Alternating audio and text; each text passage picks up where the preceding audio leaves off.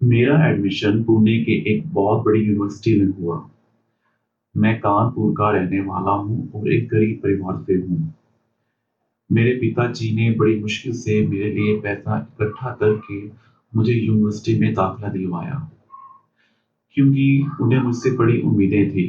मुझे अक्सर कहा करते थे कि मैं तो ज़िंदगी में कुछ नहीं बन पाया, पर तू ही कुछ बन जा। मैं अपने पिताजी की उम्मीदों पर खरा उतरना चाहता था और उन्हें कुछ बन के दिखाना चाहता था। कई सपने आंखों में संजोए मैं कानपुर से पूना के लिए निकला। यूनिवर्सिटी के हॉस्टल में मेरा रहने का सारा इंतजाम था। मुझे हॉस्टल में अपना रूम और 3 लड़कों के साथ शेयर करना था। जब मैं अपने रूम में पहुंचा तो वहां एक लड़का अपने बेड पर बैठा गिटार बजा रहा था। मैं जैसे ही अंदर गया उसने मेरी तरफ देखा और अनदेखा करके अपना गिटार बजाने लगा। मैंने भी ध्यान नहीं दिया और अपना सामान उठाकर अपने बेड की ओर चला गया। अपने सामान को संभाल कर मैं भी बेड पर लेट गया और उसे गिटार बजाते हुए देखने लगा। वैसे अच्छा गिटार बजा रहा था। थोड़ी ही देर बाद 2 और लड़के रूम में आए। उन्होंने मेरी तरफ देखा और मेरे पास आए। बोले, अरविंद हो? मैंने कहा हाँ। फिर दोनों ने अपना अपना नाम बताया। एक का नाम सुमित था और एक का नाम ध्रुव। सुमित ने गिटार बजाते हुए लड़की की तरफ इशारा करते हुए कहा, इसका क्या नाम है? जब से आया है गिटार बजा रहा है, कोई बात ही नहीं की किसी से। इतने में उसने अपना गिटार बंद किया और हमारी बातें सुनकर हमारे पास आया। बोला, मेरा नाम रोहित है। हम सब लोग फिर आपस में बातें करने लगे और सभी एक दूसरे को अपने घर जगह के बारे में बताने लगे और बातें करते करते रात आधी निकल गई। तो मैंने कहा अब सो जाते हैं, काफी रात हो गई है। तो सब अपने अपने बिस्तर पर सोने के लिए चले गए। सुबह 5 बजे हॉस्टल की घंटी बजी। सब लोग उठ गए, लेकिन हम रात को देरी से सोने की वजह से लेट उठे। उठते ही सबको जल्दी वॉशरूम जाना था, पर समय बहुत कम था। सबने मिलके कहा कि दो दो करके नहा लेते हैं, जल्दी से तैयार हो जाएंगे और लेट नहीं होंगे। सुमित और ध्रुव एक साथ नहाने के लिए चले गए और जल्दी ही नहाकर बाहर आ गए। फिर मैं और रोहित दोनों नहाने के लिए वॉशरूम में गए। जब नहाने के लिए कपड़े उतारे, चोरी चोरी देख रहा है। मैंने इग्नोर करके फटाफट नहाया और बाहर आ गया। फिर हम लोग नाश्ता करके क्लास में गए। क्लास में भी रोहित मेरे पीछे वाले बेंच पर बैठा था। ना जाने क्यों मुझे बार बार ऐसा लग रहा था कि जैसे वो मुझे देख रहा है। क्लास खत्म होने के बाद सब अपने अपने रूम में चले गए। हम भी आ गए। मैं अपने बेड पर लेटा हुआ था। इतने में रोहित मेरे पास आया और बातें करने लगा। बातों बातों में मैंने उसे गिटार सिखाने के लिए कहा तो वो मान गया। कहने लगा, ठीक है, रात को बाहर गार्डन में बैठकर सिखाया करूंगा। रात को खाना खाकर मैं और रोहित बाहर गार्डन में गिटार सीखने के लिए चले गए। उसने गिटार सिखाना शुरू किया। गिटार सिखाते समय उसका मोबाइल बार बार बज रहा था, तो मोबाइल उठाकर वो थोड़ा दूर हटकर बात करने लगा। बात करने के अंदाज से ऐसा लग रहा था कि जैसे वो अपनी गर्लफ्रेंड से बात कर रहा हो। जब बात करके मेरे पास आया तो मैंने पूछा, गर्लफ्रेंड का फोन था क्या? तो आगे से हंसने लगा, कहने लगा, एक तो नहीं, काफी गर्लफ्रेंड है मेरी। गिटार सिखाने के बाद हम अपने रूम में वापस आ गए और सोने के लिए अपने अपने बिस्तर पे चले गए। सुबह हुई तो फिर हम लेट हो गए, तो फिर दो दो करके नहाने के लिए बाथरूम में गए। इस बार भी जब मैं नहा रहा था तो वो मुझे शीशे में से देख रहा था। मैंने देखा तो एकदम से अपनी नजर उसने हटा दी। नहाकर बाहर आए और क्लास के लिए गए। बस ऐसे ही हमारा रूटीन स्टार्ट हो गया। वो रोज शाम को मुझे गिटार भी सिखाता और अपनी गर्लफ्रेंड की बातें भी सुनाता। एक रात जब गिटार का लेसन सिखाने के बाद हम रूम में वापस आए तो सुमित और ध्रुव दोनों ही बियर की बोतल लेकर बैठे थे और कहने लगे, हम कब से तुम्हारी वेट कर रहे हैं, चलो आज एक एक बियर मारते हैं, एंजॉय करते हैं, कल संडे है, कॉलेज की छुट्टी है, सुबह आराम से मौज मस्ती करके उठेंगे। हम सब ने रात को खूब मस्ती की। सब अपनी अपनी गर्लफ्रेंड की बातें करने लगे। मेरे बारे में पूछा तो मैंने कहा मेरी कोई गर्लफ्रेंड नहीं है। कभी फुर्सत ही नहीं मिली इन कामों के लिए। घर पर जिम्मेदारियों का बोझ है, बस उसी में सारा समय निकल जाता है। रोहित बोला, कोई बात नहीं, तू मुझसे बोल, मैं तेरे लिए कोई गर्लफ्रेंड ढूंढूंगा।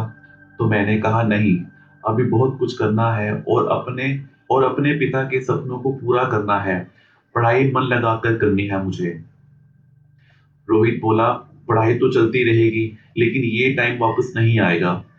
मैं एकदम से उठा और सोने के लिए अपने बिस्तर पे चला गया। मेरा मूड थोड़ा खराब हो गया था रोहित की ये बातें सुनकर।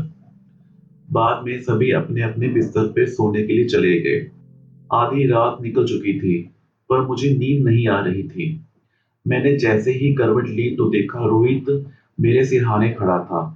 मैंने हैरानी से पूछा, क्या हुआ, सोए क्यों नहीं? तो मेरे पास बैठकर मेरा हाथ पकड़कर बोला, अगर तुझे मेरी बातें बुरी लगी हो तो सॉरी, मेरा वो मतलब नहीं था कि तू परेशान हो जाए। मैंने कहा, नहीं नहीं, ऐसी बात नहीं है, बस यूं ही।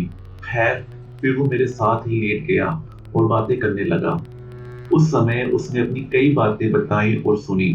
बातें करते करते वो मेरे काफी करीब आ गया और मेरी बाहों में बाहें डालकर कंधे पर सर रखकर सो गया। वो तो सो गया, लेकिन मेरी कैसी नींद उड़ गई। पता नहीं, एक अजीब सी सिरहन मेरी रगों में दौड़ रही थी और मैं हिल नहीं पा रहा था, या हिलना नहीं चाहता था कि कहीं वो उठ ना जाए। सुबह हुई तो उसकी नींद खुली। हम दोनों नहाने के लिए साथ गए। तो नहाते नहाते वो कहने लगा, रात को नशा ज्यादा हो गया था, कहीं मैंने कोई ऐसी वैसी बात तो नहीं की या कोई हरकत तो नहीं की। मैंने कहा, बातें तो तुमने ऐसी वैसी बहुत की, लेकिन कोई हरकत नहीं की। मुझे तो लग रहा था कि शायद तुम कोई ऐसी वैसी हरकत करोगे, पर अफसोस नहीं की। क्या मतलब? मैंने कहा, कुछ नहीं, कोई मतलब नहीं मेरा। फिर वो मेरे पास आया और बोला, अब करूं कोई हरकत? मुझे तो जैसे नहाते नहाते पसीना आने लगा। मैं चुप करके खड़ा रहा और वो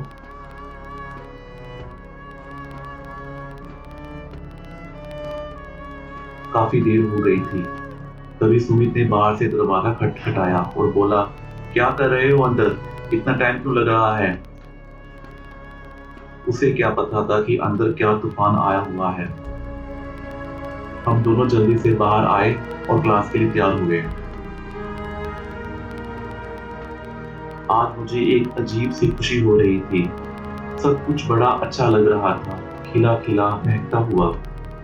मैं बार बार क्लास में रोहित को देखता और खुश होता। वो भी देखता और इशारे करता। अब ये हमारा रोज का काम हो गया था। नहाते हुए हम रोज लेट हो जाते। मैंने जैसे अपने आप को रोहित को सौंप ही दिया था। मुझे उससे बहुत प्यार हो गया था और उसके लिए मैं अब कुछ भी कर सकता था। रात को जब सब सो जाते तो मैं उसके पास चला जाता और उसके साथ जाकर लेट जाता। सब कुछ बहुत अच्छा चल रहा था। पर एक दिन अचानक जब मैं रात को सोने के लिए उसके पास गया, तो वो अपने फोन पे किसी से बात कर रहा था, बड़े ही रोमांटिक मूड में। अपनी किसी गर्लफ्रेंड से बात कर रहा होगा। मुझे बहुत बुरा लगा।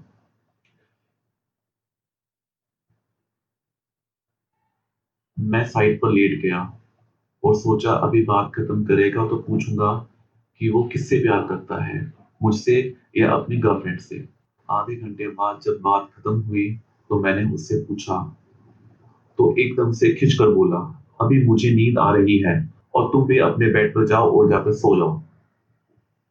मैं भी गुस्से से उठा और अपने बिस्तर पर सोने के लिए चला गया। पर मुझे सारी रात नींद नहीं आई। सुबह उठा तो नहाने के लिए वॉशरूम गया तो सुमित बोला, आज तो अकेले ही नहाना पड़ेगा। रोहित तो नहा के कब का चला गया। मैं समझ नहीं पा रहा था कि एकदम से रोहित को क्या हो गया है। क्लास में भी उसका बर्ताव कुछ अलग लग रहा था। क्लास खत्म होने के बाद मैं उसके पीछे पीछे भागा और पकड़ के पूछा कि क्या हुआ, कोई गलती हुई है मुझसे? कहने लगा, नहीं, गलती दोनों से हो गई है। मतलब गलती दोनों से हो गई है? कहने लगा, ये जो हम कर रहे हैं ये ठीक नहीं है, गंदी बात है ये। गंदी बात? क्या गंदा है इसमें? कहने लगा, पता नहीं मुझे, बस ये कहकर चला गया और मैं वहीं खड़ा खड़ा उसे जाते हुए देख रहा था। शाम को वो गिटार सिखाने भी नहीं आया। मैंने कॉल किया तो बोला, गिटार के लिए अभी टाइम नहीं है, फिर कभी सिखा दूंगा। रात को जब उसके पास गया तो बोला, नींद आ रही है, मुझे सोना है, अभी तुम अपने बेड पे चले जाओ। उसका ये बर्ताव मैं 4-5 दिन तक तो देखता रहा और बहुत ज़्यादा परेशान रहने लगा। मुझे तो उसकी आदत सी हो गई थी और अब एकदम से उसका बदला हुआ बर्ताव मुझे परेशान कर रहा था। ऊपर से हमारे एग्ज़ाम थे, पढ़ाई में मेरा मन बिल्कुल नहीं लग रहा था। अगर मैं फेल हो गया तो अपने पिताजी को क्या मुँह दिखाऊँगा? उनकी तो कई उम्मीदें मेरे से जुड़ी थी, पर मैं पढ़ नहीं पा रहा था। जब किताब लेकर बैठता तो रोहित का ये बदला हुआ बर्ताव मुझे परेशान करता और मैं पढ़ नहीं पाता। एक रात को जब सब सो गए तो मैं रोहित के पास गया। वो उस वक्त वो उस वक्त भी अपनी किसी गर्लफ्रेंड से फोन पे बात कर रहा था। मैं उसके सामने जाकर खड़ा हो गया।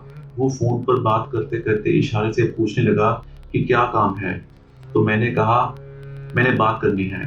तो गुस्से से बोला, देख नहीं रहे, अभी मैं फोन पे बात कर रहा हूँ। उसका ऐसे कहने से मुझे बहुत गुस्सा आया और मैंने उसके हाथ से फोन खींच लिया। मैंने कहा, मैं भी तो बात करने के लिए आया हूँ। जब मेरे से बातें करते थे उस टाइम अपनी गर्लफ्रेंड से बातें क्यों नहीं करते थे? वो बोला, फोन पकड़ाओ मुझे। मैंने कहा, नहीं, वो भी तो सुने कि वो जिससे बातें करती है उसका बॉयफ्रेंड और क्या क्या करता है। हमारी लड़ाई हो गई, सुमित और ध्रुव भी उठ गए, लेकिन मेरा गुस्सा जैसे फूट पड़ा था। मुझे अब किसी की परवाह नहीं थी। मेरे मुंह में जो आया मैंने सबके सामने बोल दिया। रोहित ने भी कोई कसर नहीं छोड़ी और कहने लगा, तेरे जैसे लड़कों की कोई वैल्यू नहीं है। तुझ जैसे लड़के बस इसी काम के लिए रखते हैं। अपना काम किया तो लात मार के भगा दी, बस यही तुझ जैसे लड़कों की वैल्यू है। इससे ज्यादा तेरे जैसे लड़कियों की और कोई वैल्यू नहीं है। मैं रोते रोते कमरे से बाहर चला गया। मेरे पीछे पीछे सुमित और ध्रुव भी बाहर आए। बोले, तू किसके चक्करों में फंस गया है?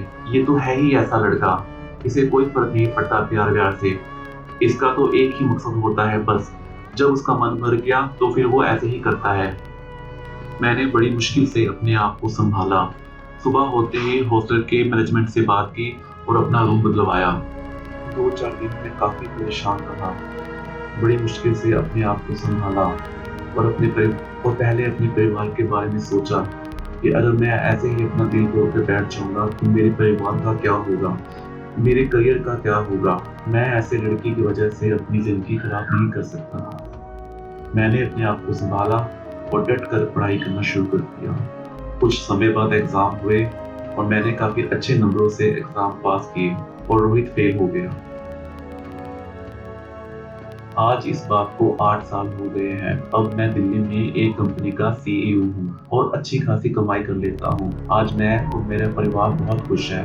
एक बारी एक घड़ी लेने के लिए मैं एक मॉल में गया। जब शोरूम में गया तो वहाँ शोकेस में एक घड़ी मुझे बहुत पसंद आई।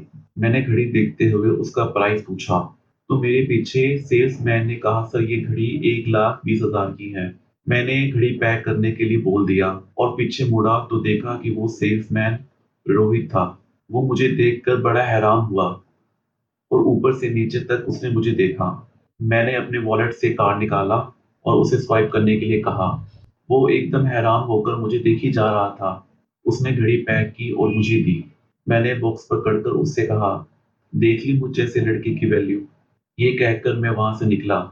चेहरे पर एक सुकून भरी खुशी के साथ मैं अपनी गाड़ी में बैठा और गाड़ी चलाते चलाते अचानक मेरी आंखों से आंसू निकले।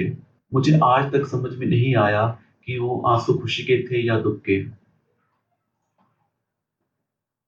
दोस्तों, कई बारी जिंदगी में ऐसे कुछ लोग मिलते हैं जो दूसरों को खिलौना समझते हैं।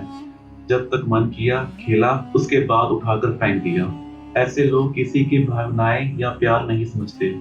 अपने आप को सही समय पर संभाल लेना और डट कर उसका सामना करना और उसके बाद उस परेशानी से पल्ला झाड़ते हुए अपनी जिंदगी में आगे बढ़ जाना, सही मायनों में यही एक काबिल इंसान की पहचान है। धन्यवाद।